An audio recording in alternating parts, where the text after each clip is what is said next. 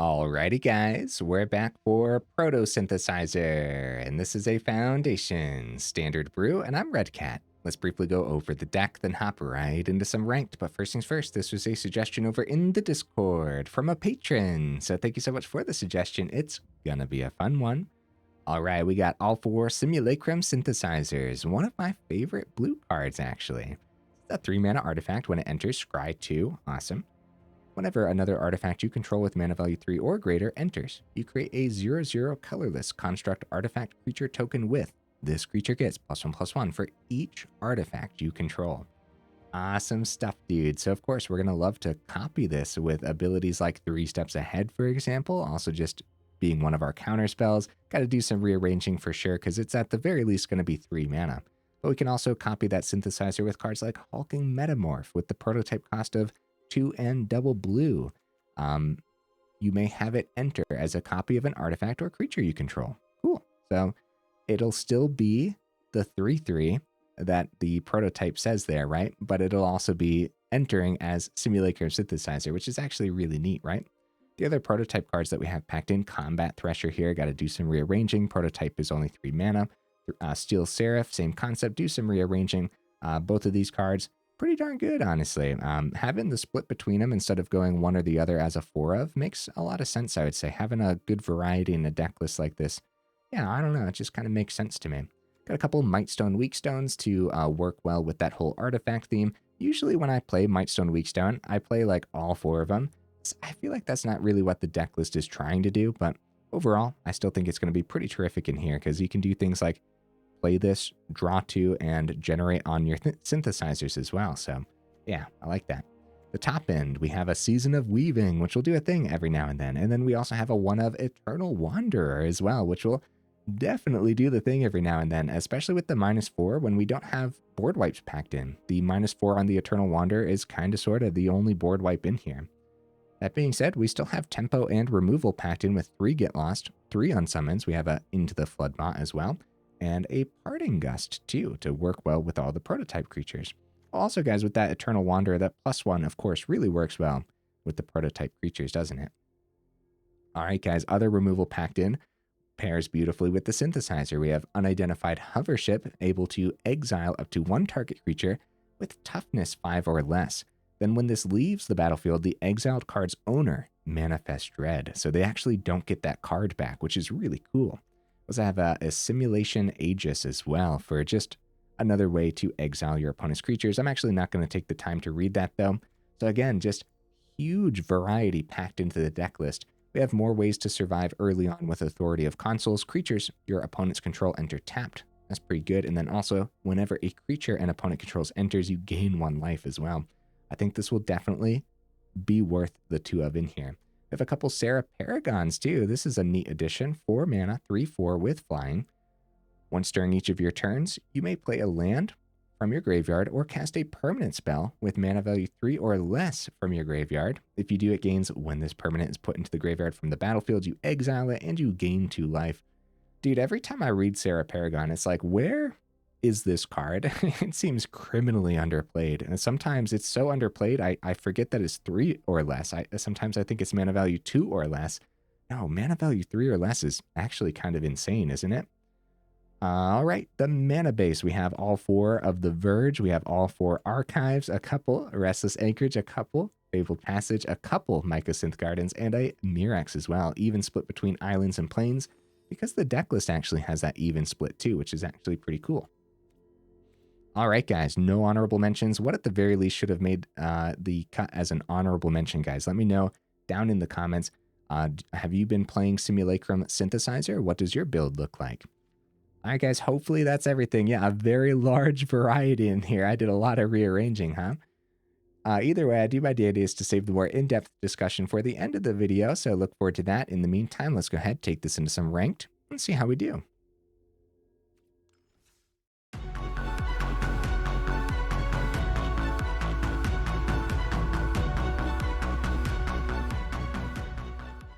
Right into that first game. What am I expecting from the build? I'm expecting a little bit, man. I played some test games slash practiced games. Thank goodness I did, because this deck list is very difficult for me to run. It was melting my brain. So getting some practice in, hopefully I'll be able to do all right for you guys. I hope we find our third right away. I think we have 25 total mana, so we should be fine. Opponent goes first, which is pretty scary. I'm gonna keep this, guys. I feel like this would be a silly mulligan, but if we did drop the mulligan, it would be to find a hand that actually has our third mana. But with the Surveil early here too, we should be okay. Oh dear. Oh dear. Let's get rid of that Season of Weaving, because we definitely want to see the third in the next two cards. Gotta find it right on time. The Cavern Bat probably takes the Get Lost, because an Unsummon on the Deep Cavern Bat isn't that great. If they take one of the synthesizers, we'll just play the other synthesizer. So I think it's the Get Lost. Or if they take the synthesizer, we could still just drop the Get Lost on the Deep Cavern Bat too. So actually grab the Unsummon. Uh-oh, Mightstone, Weakstone. Come on, guys. We'll find that third mana. We'll find that third mana. Easy peasy. Come on, guys. I'm nervous about it now. I mean, we sent the Season of Weaving too. Yeah, we're overdue for some mana here. We'll be fine. And then right into a turn 3 synthesizer would be great. However, the opponent knows what's coming, so they could keep open a counterspell or something too. We're going to take the one and see if Get Lost has a better target. I doubt it for the turn. I think they're going to keep open their mana, but... Okay. The opponent is holding something here. A flash creature, maybe. Since we don't have any targets for their removal, I can imagine it's going to be a flash creature like Mastermind for our turn.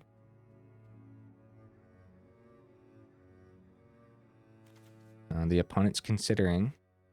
They know we have the Get Lost, so I doubt it's going to be like a Preacher of the Schism or something. It is. Huh. That's a pretty clean one to pick up, right? I can't imagine not hitting that while we have the mana open. We did end up missing our third, guys. Oh no, I should have dropped that mulligan. But at the same time, though, we're overdue, right?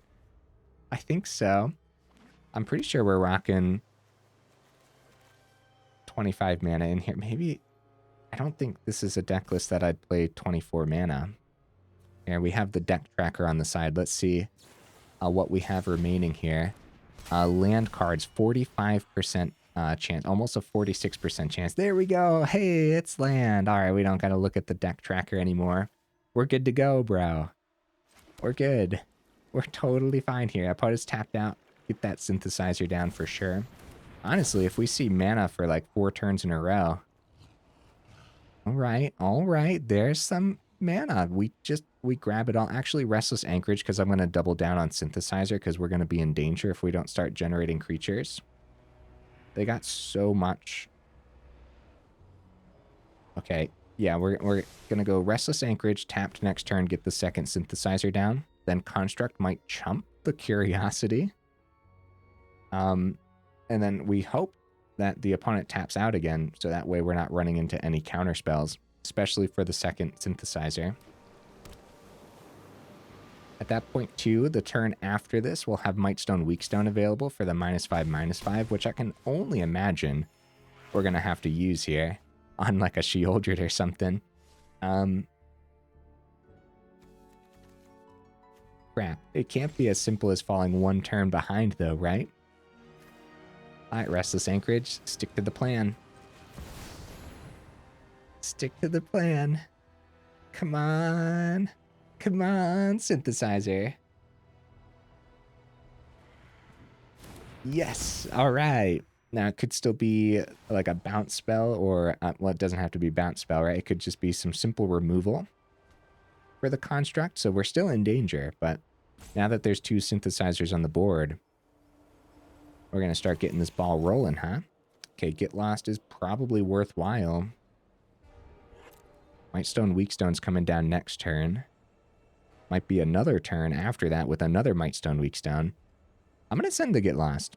With double Mightstone, Weakstone in hand, it might just be 2 turns in a row of dropping -5 on their creatures and generating constructs from our double synthesizer.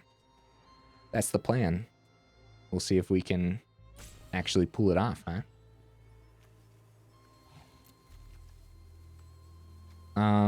For the next game, I'll try to be a little bit more strategic with the mulligan. However, with the archive in hand, I can't tell. I can't tell if I made an all right decision to keep that hand, right? Because the surveil and everything getting us one step closer to the mana. We can also double check to make sure I have 25, but I'm pretty sure we do. Wait a minute. I guess this would tell me too, right?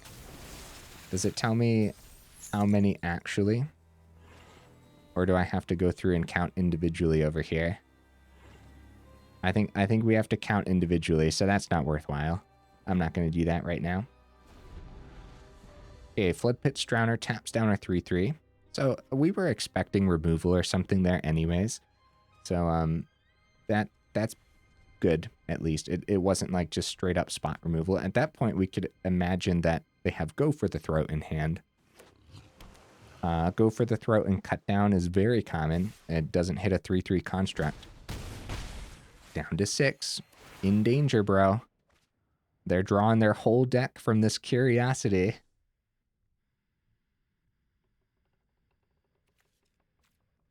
Maybe at some point I should have attempted to keep a 3 steps ahead open. Yeah, Curiosity comes back. The Enduring ability is rough business. If they have Counterspell for Mightstone, Weakstone, I mean, it is what it is, right? Like, we still try it. Outside of that, we could go 3 steps ahead on their turn to copy a Synthesizer as a surprise for the constructs. But then it's the same concept. We'd give them an extra turn to find an extra Counterspell anyways. All right. We should probably hit the Curiosity. Even though it's actually going to struggle to get through here. Maybe we hit the Deep Cavern Bat. They find removal on the ground, though. This is the chunkiest thing. 2 in the air. They just need to push 4 on the ground. It should probably be the Curiosity. Unfortunately, they'll still have the ability, so they're still drawing their whole deck. But we're low enough to where we just have to get rid of the chunkiest creature in case they find removal for the ground. Which I think would be all too easy. A Drowner, yeah. And then they still have 6 on the board. Actually, the Floodpit's Drowner. So that they could still have it here. Very Mastermind. Yeah. That'll do it. I mean, it was an excessive amount of card draw overall. They go ahead and power up the Soulstone Sanctuary, too, for a pretty fun full swing as far as Dimir goes, huh? Good game opponent. That's brutal, man. I think if we saw the mana on time, we were going to struggle against that lineup big time.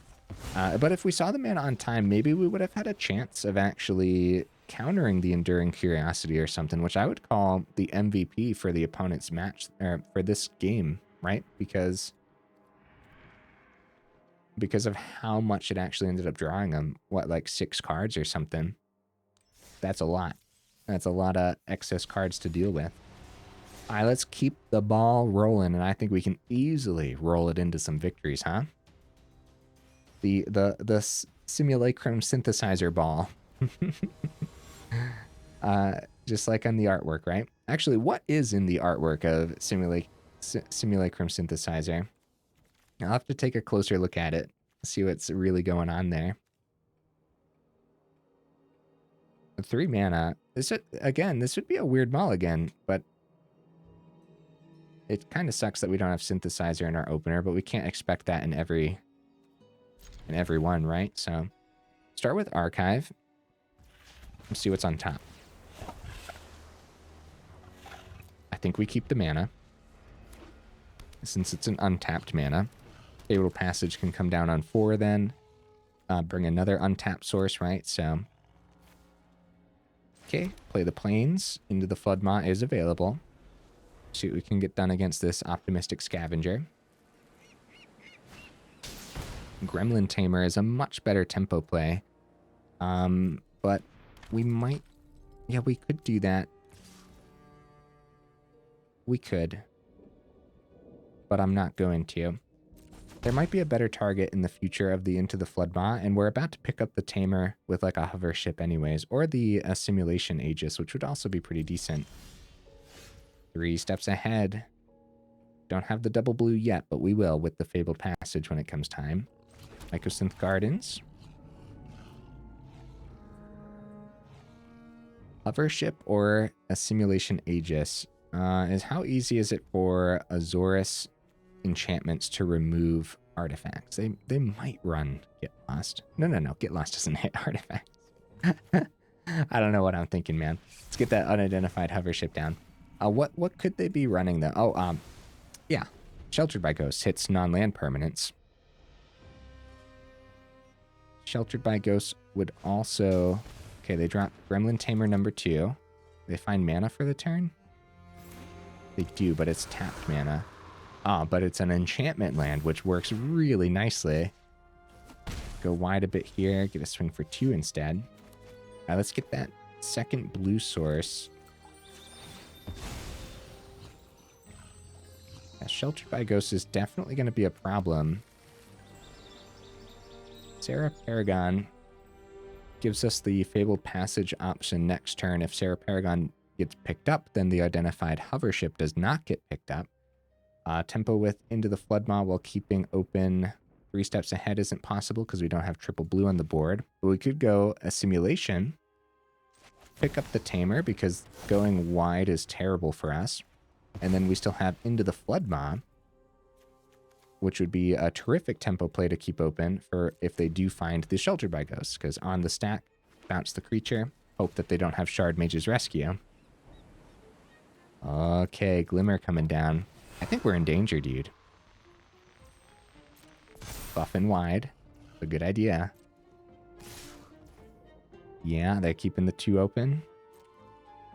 Should we bounce? Should we bounce? Should we try it? No. I don't think we try it. We take the 4.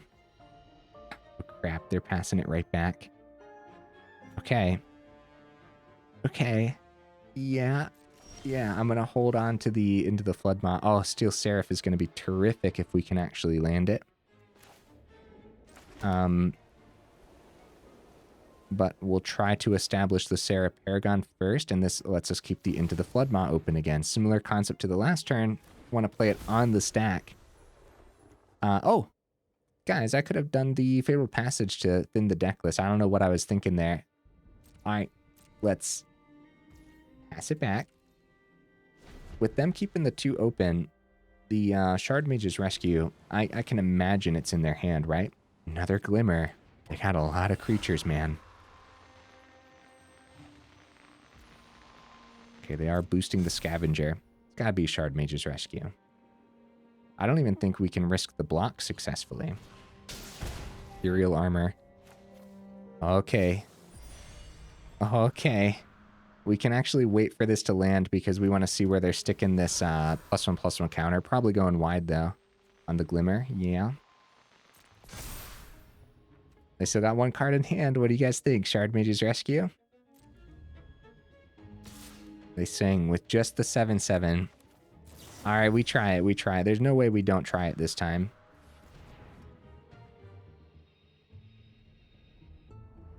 Ah! Opponent! No! All right, we're going to be taking 9 here. No, 10 if they boost. Okay, they're not. They're not. If they would have went 10, they would have thought, like, I guess they thought, well, we could easily chump because they don't have trample. But we're going down to 4. I don't want to chump with Serra Paragon. I don't think, right? Dude, we're in danger, bro. So at what point could I have... I don't know. Maybe I was too greedy holding on for so long with the Into the Flood Maw. Maybe. Guys, we also could have chumped with Unidentified Hovership, but then they would have Manifest Dread, which is actually really terrible.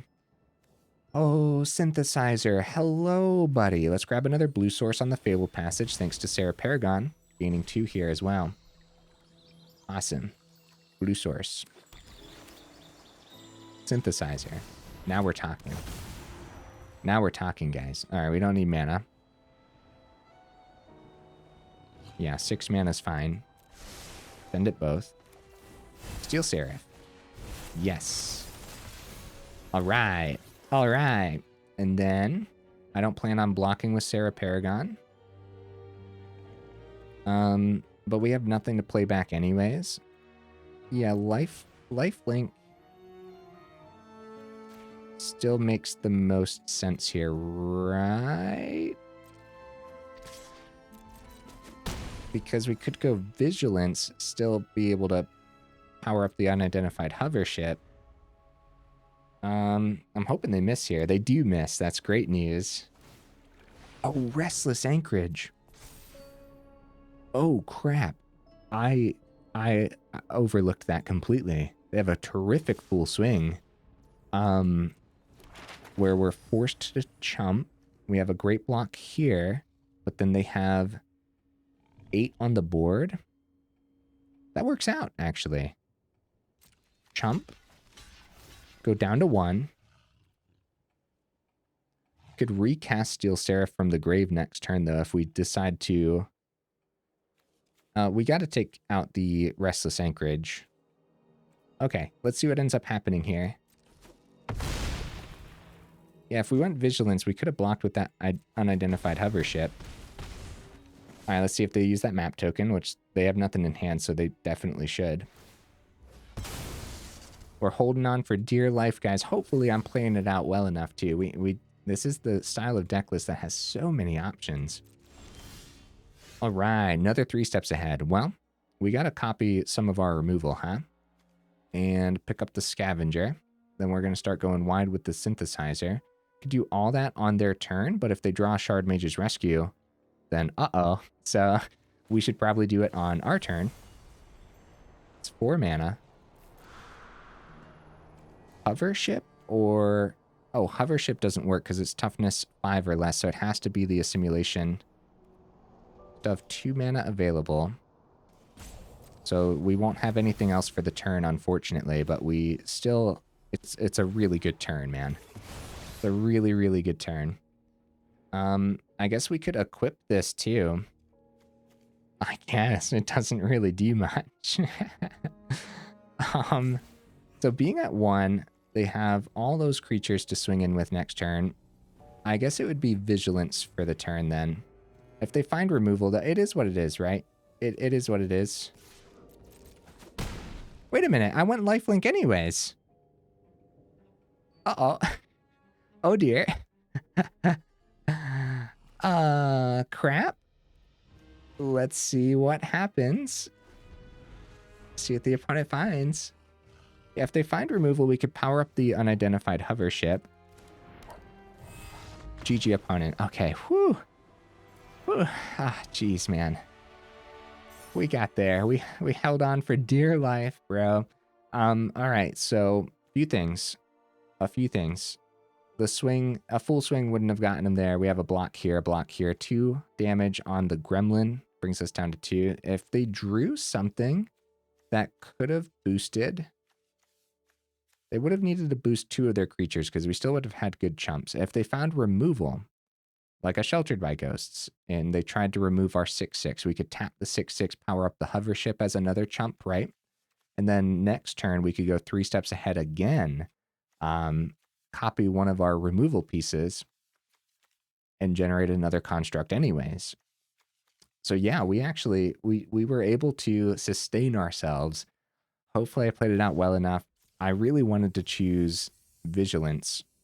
If we were up against red, and there, or even if the opponent was splashing red, just in case, I probably would have stuck to the lifelink. But the Vigilance made more sense to me for that turn, and I still clicked lifelink for some reason. That's just one of those things, huh? Misclicks only happen in Arena. Opponent goes first. Synthesizer in hand. 3 mana. Parting Gust for a Combat Thresher, or give the opponent a fishy and get rid of their, I don't know, Archfiend or something, right? This is a good hand. This is decent enough. With the opponent going first, if it's like super aggro, though, I guess we don't have too much early on here. But Parting Gust still takes care of things like Heartfire Hero pretty effectively since it exiles, right? So it's not bad. It's not bad at all. And then right into that turn 3 Synthesizer, turn 4 Combat Thresher. That seems just really good. Bolt Wave. All right. Yep. Get that archive down. Verge. Do we need more mana? Not right now. And there could be more mana underneath the Verge too, so.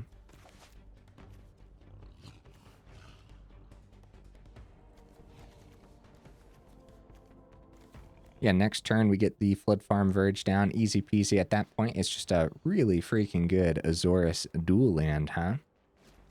Pairing beautifully with the archive.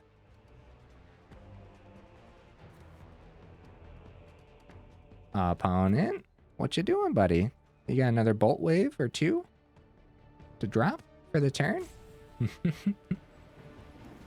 Alright, guys, we'll go ahead and pause the recording until the opponent shows up. Alright, the opponent arrived and swung with an Emberheart Challenger. So it's not just full-on burn. They have some pretty good creatures packed in too. So Parting Gust, I think I'm just going to keep that open. Really don't want to gift them Fishy, but let's see what they end up doing with this Emberheart Challenger. So if it's not full-on burn, they might also have... Okay, Bolt Wave. That's a problem, huh? Yeah, they might also be running Monstrous Rage and stuff, so we want to wait till the very last moment. Go to the blocking step. Okay. Parting Gust, we should do this for sure. At Fishy. Here you go, buddy. Have a Fishy. Still something open here. I can imagine it's like a Burst Lightning. Okay, Combat Thresher. Are we going to have enough time for setup, or should we get our blockers down? We should keep a 3 steps ahead open. Probably not, right? Let's get the Synthesizer down. Copying Synthesizer with Metamorph could be good, but let's see what's on top first. Mightstone, Weakstone is good, but we won't have the 5th mana on time. I'll send that. Tempo with Into the Flood Maw is really good. Keeping it.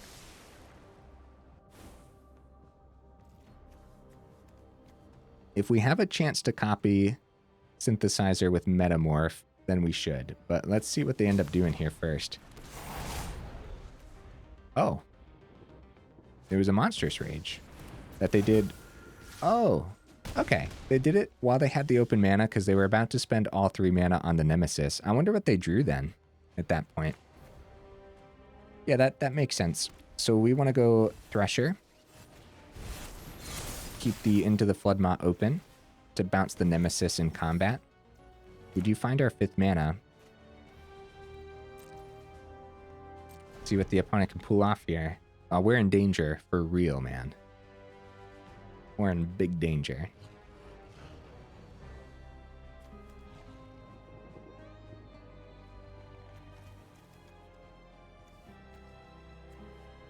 If they got burned, they probably want to stick it all to our face anyways, right? They just swing with the Nemesis. Great news for us. We go to the blocking step. Decide no blocks, see what happens. Tempo the Nemesis. I think they might just spend 3 mana to play it back down and then keep burn open for next turn, but they could keep it in hand. Oh, they could keep burn open for this turn and then still have a hasty Nemesis next turn. Problem is we're tapped out, and they don't know if they should be playing around counter spells or not. It's more mana, guys. Maybe now's the time for Metamorph then. Get the tap land down, see what's on top. Keeping 3 steps ahead open is really good too, though. We're going to have a problem with this Nemesis. I say we go risky. They have a slick shot show off about to slam into the air. Unsummon's great. Keep it on top. And Hulking Metamorph. Wait a minute. I almost missed that, guys. Combat Thresher. Generate the construct. Unsummon is open. I almost missed that. At that point, with Unsummon being open, maybe we could start swinging. One. If they remove a Thresher, Construct goes down. Slickshot Show Off might actually have to be the bounce anyways. All right, call me crazy, but I'm gonna keep the Thresher as another extra blocker. I hope that's okay. The concept here being is maybe our Construct won't be able to block. That's great news. That's great news for us, man. All right, Unsummon, what can you get done here? A free Slickshot Show Off might have to be the bounce, but we'd prefer Nemesis for sure.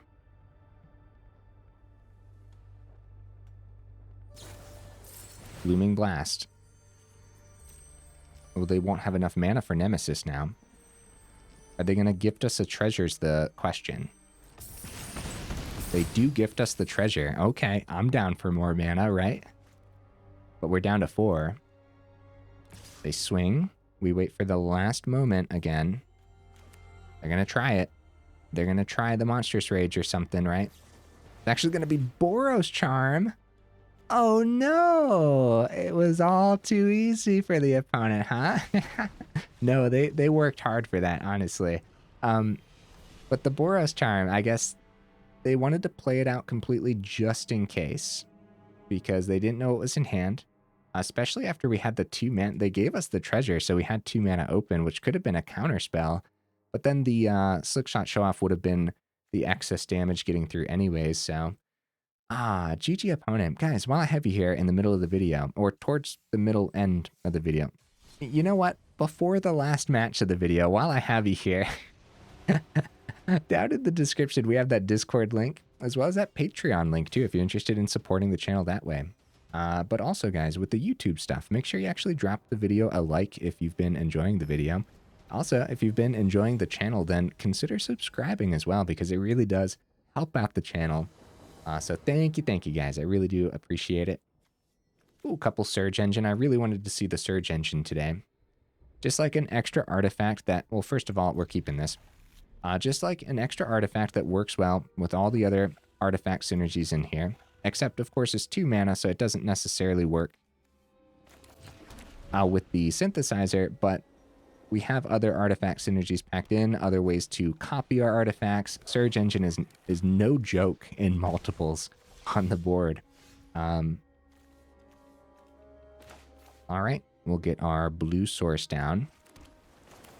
Surge Engine's a pretty good blocker for now, but I don't know about blocking goblins.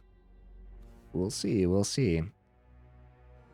Hopefully we can establish Synthesizer before having to go Unidentified Hovership.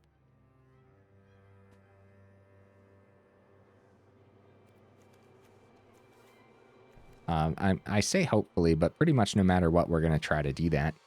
I can't imagine what their turn 2 would have to look like for me to be scared enough to drop a Hovership before Synthesizer.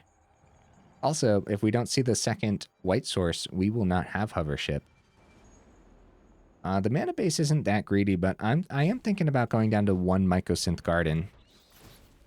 In the final thoughts, we'll consider that. Uh-oh. Our Synthesizer. I'm sad about this. It's got to be the Synthesizer, right? Unless they don't notice that we don't have the double white, because I didn't notice at first. At that point, they could grab the Unidentified Hovership in hopes that we're not going to exile the Deep Cavern Bat when it comes time. But I think they'll... Oh, Surge Engine. Maybe they have some artifact removal. Oh, there we go, double white. You know what? Just in case they have us discarding for some reason, I'm going to get the other white source down now. Synthesizer. No mana to activate any abilities on the... Wow. I mean, we'll want the double blue at some point, so I guess we'll keep the island on top, but I'll send the plains because we don't need that right now. Anyways, yeah, we had no mana to activate the Surge Engine ability, so it's just a defender for now, which is totally fine. If we have a chance here, if the opponent is going slow enough, we're going to try to establish the Hulking Metamorph. I'll attempt the block. If we lose the Surge Engine, it's fine. Because maybe we don't lose the Surge Engine. We just called the opponent's bluff successfully. Oh, nice. Alicia. Awesome. Bring back that Reckless Lackey. Totally worth that swing for the opponent. That was cool. That, I mean, that's got to be the exile, right? We gotta skip the Hulking Metamorph for the turn. Do we? Do we, though? Never mind. Hulking Metamorph. Let's do this, man. Holy cow.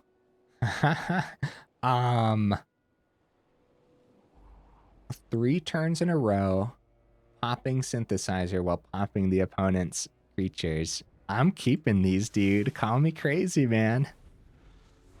But we have 2 Synthesizers on the board now. I can only imagine it's going to be some spot removal for the Synthesizer that's actually a creature, but you never know, dude. So here's Surge Engine being a 2-mana artifact that's still boosting our constructs, right? Surge Engine could also be a decent one to copy with the Mycosynth Gardens, but since we have Synthesizer out there, we turned the Gardens into the Synthesizer before the Surge Engine, but that's like another reason to play with a value 2-drop artifact in a deck list like this, right?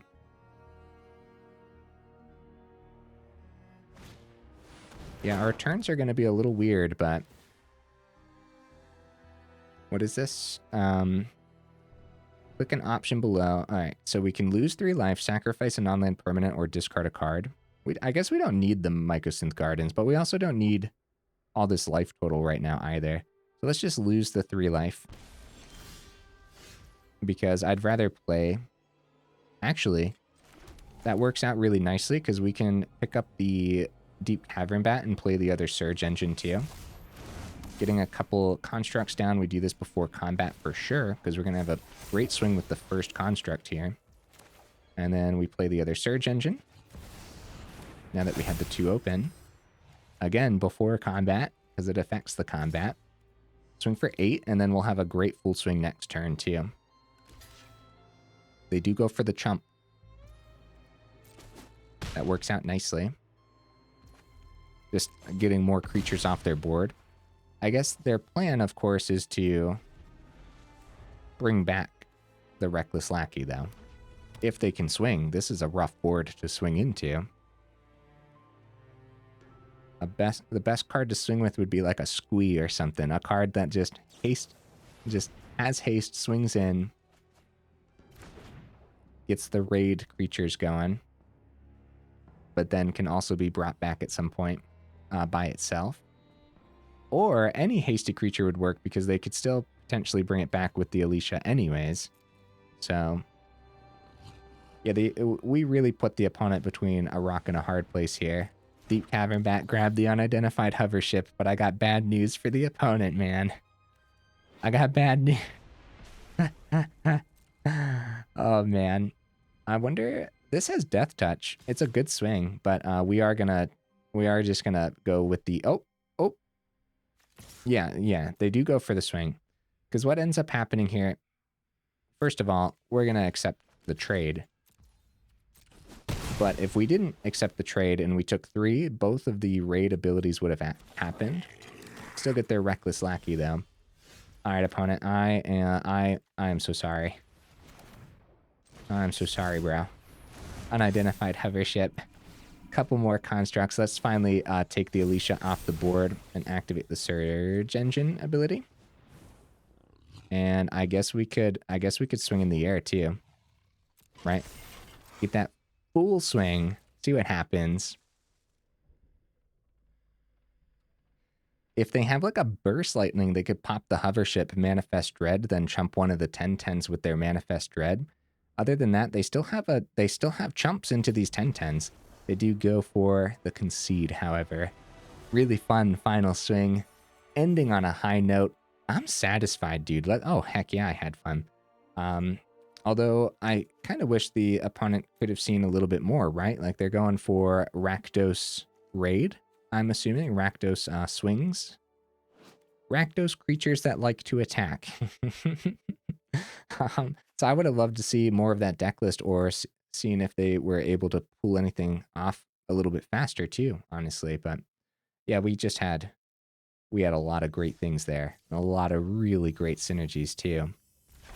All right, guys. End of video pack. Let's do it. It's a Foundations pack. And rare wild card incoming. Very nice. Curator of Destinies. 6 mana, 5/5. Can't be countered. It has flying. When this creature enters, look at the top 5 cards of your library and separate them into a face-down pile and a face-up pile. An opponent chooses one of those piles. You put that pile into your hand, the other one into your graveyard. Right into the graveyard, huh? Not at the bottom of the library in a random order. It's actually kind of neat, right? 6 mana, though. You know what would set that card over the top if it had flash? Can't be countered, flash, 6 mana. Wow, that was my third one, too, apparently. Huh. It's kind of neat, though. I like it. All right, guys. Here's the deck list again. Wow. Yeah, I like it. If we kept playing, look, we had a 50% win rate, 4 games. The games are usually about middle length, I would say, with a deck list like this. I can't imagine the games going on for too long. We didn't really see our top end. We didn't get the Eternal Wanderer down today, right? We had to send the Season of Weaving in that one game just to try to find more mana. Overall, the mana base seemed fine. I would consider dropping a Mycosynth Garden, though.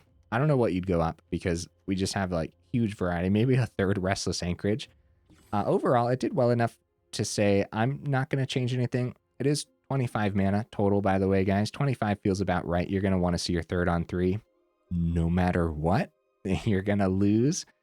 You're likely going to lose if you miss your third mana on turn 3. So usually you want to keep a hand that has 3 mana, which is going to happen very often with 25 lands. So really liked the double surge engine. I'm not dropping those at all. I like those a lot. Double Hulking Metamorph, double Combat Threshers, double Steel Seraph. I love the variety in here. We have a huge variety, but it all comes together in a really nice synergistic package, you know what I mean? I love the Serra Paragon. I love this as a 2-of. I don't think I'd go up to 3 or something. I just really like the 2. I wouldn't drop these. Wouldn't drop it down to 1. Cool stuff, man. Oh, what about the Do Not Craft list? Potentially, guys. This is pretty expensive, and I'm not 100% sure if it's going to be incredibly competitive, but that really depends. This is also like a really fun style deck list, too.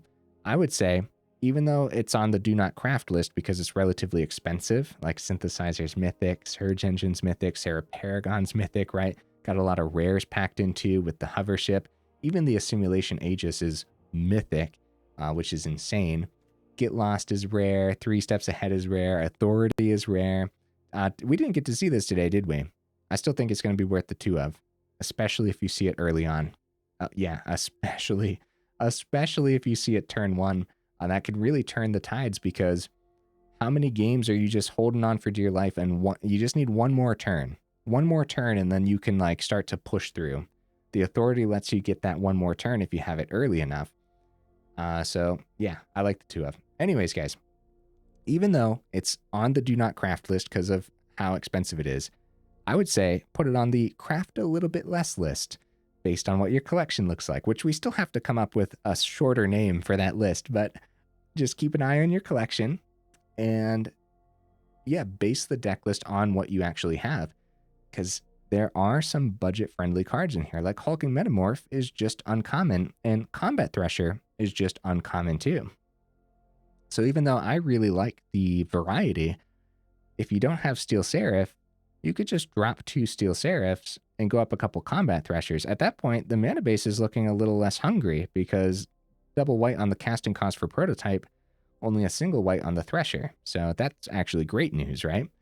Similar concept with Hovership. Let's say we don't have terrific budget tradeouts that are artifacts that exile and all that other stuff, but you happen to have pooled a bunch of Assimilation Aegises. You have 3 of these, but you don't have any Hoverships, right? Well, then great. Go up all the Assimilation Aegis that you have and go up different removal instead for the last hovership. Like, you don't need to have the hovership. You just need a similar concept. So that's what I mean when I say things like base it on your collection. You gotta kind of got to dig through your collection, save some wild cards. You know what I mean? If you don't have Get Lost and you play white, then this is worth the craft. It is a very good piece of removal that we see all the time from everybody, and we'll probably continue to see it unless we, for some reason, see something even more efficient. It is a little rough giving the opponent's map tokens, but just having the ability to hit creatures, enchantments, or planeswalkers. Like, do I need to go over Get Lost? Probably not. Here's the thing though. Maybe you still don't want to craft any Get Lost. That's fine. There's still really good budget options. Actually, in the original suggested deck list, there was a terrific budget option that you could trade in, which would be Not on My Watch, exile target attacking creature. That's also going to depend on what deck list you're seeing too, because Not on My Watch works really well against the Heartfire Hero, Cacophony Scamp style deck lists, or any deck lists that just get really annoyed when you exile their creatures, right? I mean, it's as simple, like any deck list, even the opponent swinging with an Archfiend of the Dross, all of a sudden you have a really effective piece of removal. And it's not like the opponent's not going to swing with their giant flying demons, right? So really great budget trade outs for a deck list like this. Again, keep an eye on your collection. 3 Steps Ahead is going to be a rough one to actually find a budget trade out for, because yes, it's a counterspell, which works well with, well, the fact that we're playing blue, but it's not really in here because it's a counterspell. It's in here as another way to copy our synthesizer or copy our removal pieces like Hovership and Assimilation Aegis, right? So 3 Steps Ahead is going to be a rough one to find a budget trade out. But also, if you're a blue player, 3 Steps Ahead would not be a terrible craft either. But that depends, right? I don't know too much about blue, and I definitely don't know too much about counterspells and stuff as well. So blue players, let me know in the comments, is 3 Steps Ahead a worthy craft? I personally think so, but again, I'm not a professional when it comes to blue, so you guys don't have to listen to me, right? The curve is really silly. Once you like get them rearranged to what it, like where the cards are actually casting, we're like peeking over the 3 drops insanely. Like we're heavily leaning above the 3. So another reason to have the 25 total mana as well, I suppose, right? Yeah, so this is not what the curve looks like at all. It's too bad we can't manually change the curve. You know what? That'd be awesome. We need that update, right? If we can manually go in and edit the curve in here to look like what it would actually be if we're counting like prototypes and stuff, that would be really sick. And then the spree cost too, like the spree card is counting as a 1 mana card, so kind of like messes that whole curve up. But yeah, anyways, guys, wow. Is that everything? Oh, I love the 2 Mightstone Weakstones.